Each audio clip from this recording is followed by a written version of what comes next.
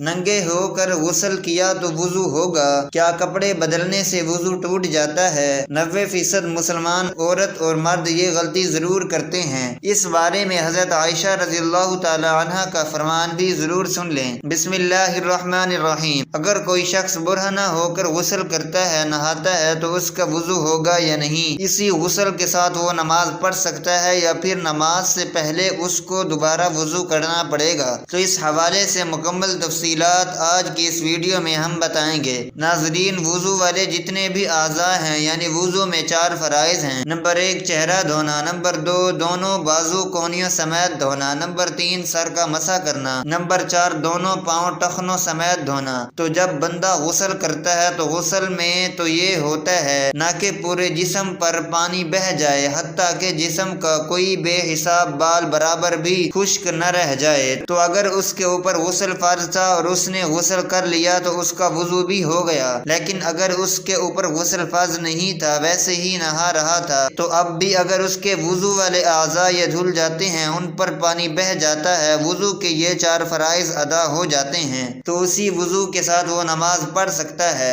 اس کو دوبارہ وضو کرنے کی ضرورت بالکل نہیں ہے۔ بعض لوگوں کو اس حوالے سے یہ غلط فہمی ہوتی ہے، وہ یہ سمجھتے ہیں کہ جو شخص برہنہ ہو گیا تو اس کا وضو فاسد ہو گیا۔ اب اگر کوئی شخص برہنہ ہو کر غسل کرتا ہے، نہاتا ہے، تو اس کا وضو باقی ہے۔ ہاں، اگر اس کے علاوہ کوئی اور ایسی چیز پیش آئی جس سے وضو فاسد ہو جاتا ہے، تب تو اس کو وضو دوبارہ کرنا پڑے گا۔ البتہ غسل کرنے کے بعد اگر کوئی ایسا معاملہ پیش نہیں آیا جس سے وضو فاسد ہوتا ہے، تو اسی غسل والے وضو کے ساتھ وہ نماز پڑھ سکتا ہے۔ اس کو دوبارہ وضو کرنے کی ضرورت بالکل نہیں ہے۔ غسل کے چند آداب و مسائل ہیں جن کا جاننا ضروری بھی ہے۔ غسل خانے میں جانے سے پہلے بسم اللہ شریف پڑھیں۔ غسل خانے میں جا کر کوئی دعا نہیں پڑھنا چاہیے۔ غسل کے بعد نماز کے لیے دوبارہ وضو کرنے کی ضرورت، جبکہ غسل کے بعد کوئی تبدیلی لاحق نہ ہوئی ہو، جیسا کہ حدیث شریف میں ام المؤمنین حضرت عائشہ صدیقہ رضی اللہ تعالی عنہا سے روایت ہے، فرماتی ہیں کہ رسول اللہ صلی اللہ علیہ وآلہ وسلم غسل کے بعد وضو نہیں فرماتے۔ اور دوسری حدیث میں ہے، یعنی حضور صلی اللہ علیہ وآلہ وسلم نے فرمایا، جو شخص غسل کے بعد وضو کرے تو وہ میرے طریقے پر نہیں۔ برہنہ ہو کر غسل کرنے سے غسل ہو جائے گا، مگر غسل کرنے میں احتیاط، یعنی بند جگہ غسل خانہ وغیرہ میں نہائے کہ سب کے سامنے ستر کھولنا حرام ہے، جس کی وجہ سے گناہ گار بھی ہوگا۔ جیسا کہ علامہ امجد علی رحمۃ اللہ علیہ فرماتے ہیں، ایسی جگہ نہائے کہ کوئی نہ دیکھے، اور اگر یہ نہ ہو سکے تو ناف سے گھٹنے تک کے اعضاء کا ستر تو ضروری ہے۔ اگر اتنا بھی ممکن نہ ہو تو تیمم کرے، مگر یہ گنجائش بہت الگ ہے۔ مزید فرماتے ہیں، اگر غسل خانے کی چھت نہ ہو یا ننگے بدن نہ آئے، بشرط یہ کہ بتائی گئی احتیاط ہو، تو حرج نہیں، لہذا غسل برہنہ ہو جائے گا، اور جب غسل ہو گیا تو نماز بھی اس غسل سے پڑھنا جائز و درست ہے۔ نماز ہو جائے گی، لیکن بہتر یہی ہے کہ غسل خانہ وغیرہ میں بھی ستر کر کے۔ سیدنا ابو ہریرہ رضی اللہ تعالی عنہ فرماتے ہیں کہ رسول اللہ صلی اللہ علیہ وسلم نے فرمایا،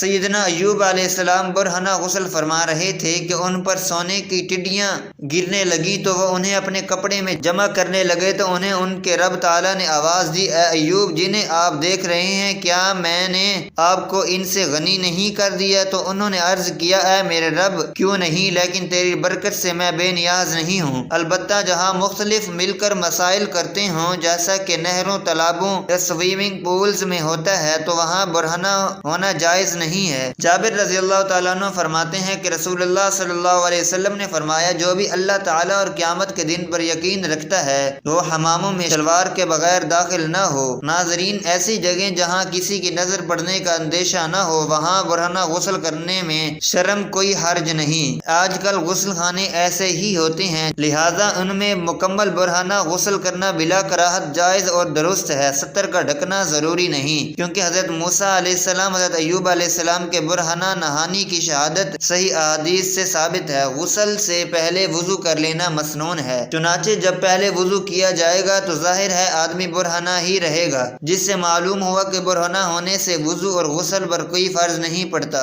سیدنا ابو ہریرہ رضی اللہ تعالی عنہ نبی کریم صلی اللہ علیہ وسلم سے روایت کرتے ہیں کہ آپ صلی اللہ علیہ وسلم نے فرمایا، بنی اسرائیل برہنہ غسل کیا کرتے تھے، ایک دوسرے کی طرف دیکھا دیکھا کرتے تھے اور موسیٰ علیہ السلام تنہا غسل کیا کرتے تھے۔ تو بنی اسرائیل نے کہا واللہ موسیٰ علیہ السلام ہم لوگوں کے ہمراہ غسل کرنے کے سوا اس کے کچھ معنی نہیں کہ وہ فقط ایک قسم کی مردانہ بیماری میں مبتلا ہیں۔ اتفاق سے ایک دن موسیٰ علیہ السلام غسل کرنے لگے اور اپنا لباس پتھر پر رکھ دیا، وہ پتھر ان کا لباس لے کر بھاگا اور موسیٰ علیہ السلام بھی اس کے تعاقب میں یہ کہتے ہوئے دوڑے کہ اے پتھر میرے کپڑے دے دے، اے ہجر میرے کپڑے دے دے، یہاں تک کہ بنی اسرائیل نے موسیٰ علیہ السلام کی طرف دیکھا اور کہا واللہ موسیٰ علیہ السلام کو کچھ بیماری نہیں ہے، اور پتھر ٹھہر گیا۔ موسیٰ علیہ السلام نے اپنا لباس لیا اور پتھر کو مارنے لگے۔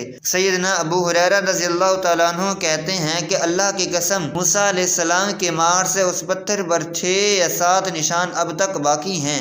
ناظرین، اس کے علاوہ وضو کے ٹوٹنے کے اسباب کے بارے میں بہت سے سوالات ہوتے ہیں، کچھ غلط فہمیاں ہوتی ہیں، تو اس کے بارے میں بھی جان لیتے ہیں۔ ناظرین، کپڑوں اوپر سے ہاتھ لگے یا بغیر کپڑوں کے اس سے وضو نہیں ٹوٹتا۔ اسی طرح غسل کے دوران بدن کے کسی بھی حصے پر ہاتھ لگ جانے سے وضو نہیں ٹوٹتا اور نہ ہی دوبارہ وضو کرنے کی ضرورت ہوتی ہے۔ حدیث پاک میں ہے کہ بدن میں کوئی چیز داخل ہونے سے روزہ اور بدن سے کسی چیز کی خارج ہونے سے وضو ٹوٹ جاتا ہے۔ وضو ٹوٹنے کے اسباب درج ذیل ہیں۔ جن چیزوں سے وضو ٹوٹ جاتا ہے وہ 2 قسم کی ہیں۔ نمبر 1 جو انسان کے جسم سے نکلے جیسے پیشاب، پخانہ، ریح وغیرہ۔ نمبر 2 جو انسان پر طاری ہو جیسے بے ہوشی، نیند وغیرہ۔ پہلی قسم یعنی جسم انسانی سے نکلنے والی چیزوں کی بھی 2 قسمیں ہیں۔ نمبر 1 جو پیشاب و پخانہ کے راستہ سے نکلے۔ نمبر 2 وہ جو باقی جسم کے کسی مقام سے نکلے جیسے کہ خون وغیرہ۔ ان 2 راستوں کے علاوہ جسم کے باقی حصے کے کسی مقام سے کچھ نکلنے کی یہ صورتیں ہیں: کوئی ناپاک چیز نکلے اور جسم پر بہے، مثلا خون کا لہو یا پیپ وغیرہ، وضو ٹوٹ جاتا ہے، خواہ تھوڑی سی ہی بن۔ اگر آنکھ میں خون نکل کر آنکھ میں ہی بہا اور باہر نہیں نکلا تو وضو نہیں ٹوٹا، کیونکہ آنکھ کے اندر کا حصہ نہ وضو میں دھونا فرض ہے نہ غسل میں، اور اگر باہر نکلا تو وضو ٹوٹ جائے گا۔ یا کھانا یا پانی منہ بھر کر نکلے تو وضو ٹوٹ جائے گا۔ اگر منہ بھر سے کم ہو تو وضو نہیں ٹوٹے گا۔ منہ بھر کے وہ ہے کہ جو بغیر مشقت نہ رہ سکے۔ اگر خارش، بلغم وغیرہ نکلے تو وضو نہیں ٹوٹے گا، خواہ منہ بھر کے ہی ہو۔ منہ یا دانتوں سے خون تھوک کے ساتھ اور کم ہے تو نہیں ٹوٹتا۔ اگر زخم پر خون ظاہر ہوا اور اس کو انگلی یا کپڑے سے پونچھ لیا، پھر ظاہر ہوا، پھر پوچھ لیا، کئی بار ایسا کیا، اگر یہ سب دفعہ کا خون مل کر اتنا ہو جاتا ہے کہ بہہ جائے تو وضو ٹوٹ گیا، ورنہ نہیں۔ اگر آنکھ یا کان یا چھاتی یا ناف یا جسم یا حصہ جسم سے درد کے ساتھ پانی نکلا تو اس سے وضو ٹوٹ جائے گا۔ اگر بغیر درد کے نکلا تو وضو نہیں ٹوٹے گا۔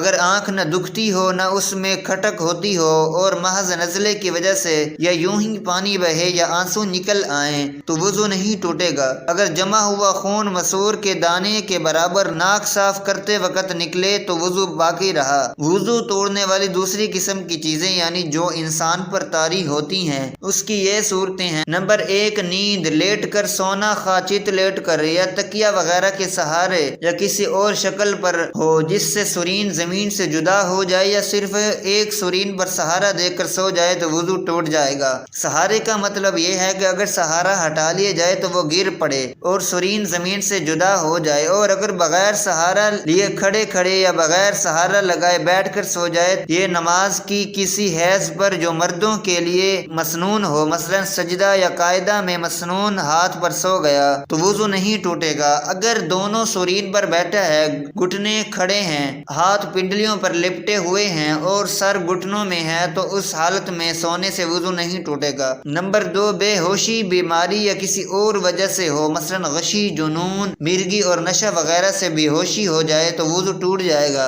اگرچہ تھوڑی دیر ہی ہو۔ اس کی حد یہ ہے کہ اس کے پاؤں میں لغزش آ جائے۔ نمبر 3 نماز کے اندر کہہ کہا مارنا، یعنی اس طرح کھل کھلا کر ہنسنا کہ اس کے برابر والے سن لیں۔ کہہ کہا وضو اور نماز دونوں کو توڑتا ہے، خواہ آمدن ہو یا سہون۔ اگر نماز کے باہر کہہ کہا سے یہاں سے تو وضو نہیں ٹوٹے گا۔ نمبر 4 مباشرت، یعنی عورت عورت اور مرد کی شرمگاہوں کا اس طرح ملنا کہ ننگے ہوں تو وضو ٹوٹ جائے گا۔ اس کے علاوہ خون یا پیپ یا زرد پانی کہیں سے نکل کر باہر آ جائے اور اس بہنے میں ایسی جگہ پہنچنے کی صلاحیت تھی جس کا وضو یا غسل میں دھونا فرض ہے تو وضو جاتا رہا۔ اگر صرف چمکا، ابھرا اور بہا نہیں، جیسے سوئی کی نوک یا چاقو کا کنارہ لگ جاتا ہے اور خون ابھر یا چمک جاتا ہے، یا خلال کیا یا مسواک کی یا انگلی سے دانت مانجے یا دانت سے کوئی چیز کاٹی اس پر خون کا اثر، یا ناک میں انگلی ڈالی اس پر خون کی سرخی آ گئی مگر وہ خون بہنے کے قابل نہ تھا تو وضو نہیں ٹوٹتا۔ چھالا نوچ ڈالا، اگر اس میں پانی بہہ گیا تو وضو جاتا رہا ورنہ نہیں۔ اللہ تعالی ہمیں بہتر عمل کرنے کی توفیق عطا فرمائے اور ہمیں نیکوکاروں میں شامل کرے، آمین۔ ناظرین، کمنٹ باکس میں اللہ تعالیٰ کے 99 ناموں میں سے ایک نام ضرور ٹائپ